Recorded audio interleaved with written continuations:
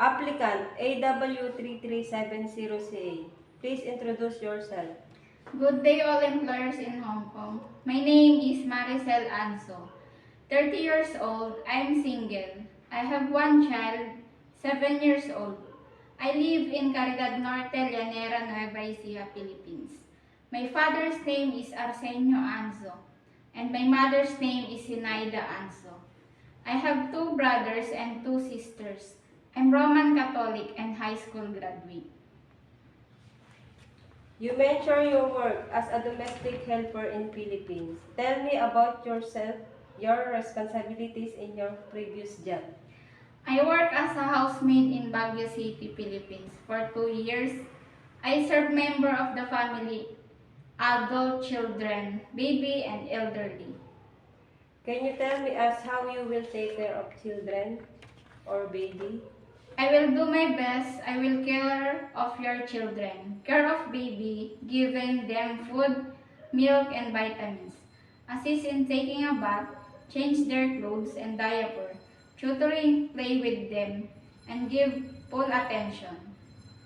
What are some of your skills?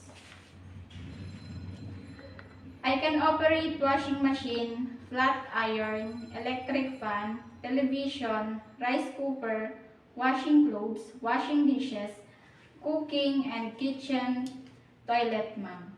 To avoid bad smell, spending germs and bacteria. You said you know how to cook. Do you have any experience in Chinese cooking? No ma'am, I can cook Filipino food like fried egg, hot dog, fish, but I'm willing to learn Chinese cooking. What are the traits necessary to be a good domestic helper? The traits necessary to be a good domestic helper are responsible, obedient, respect, kind, honest, hardworking, polite, humble, and patient to the children. Anything else you want to tell your future employer? To all prospective employers in Hong Kong, please choose me as your domestic helper. I promise that I will do my best to do my duties. I will be hardworking, honest, and responsible domestic helper.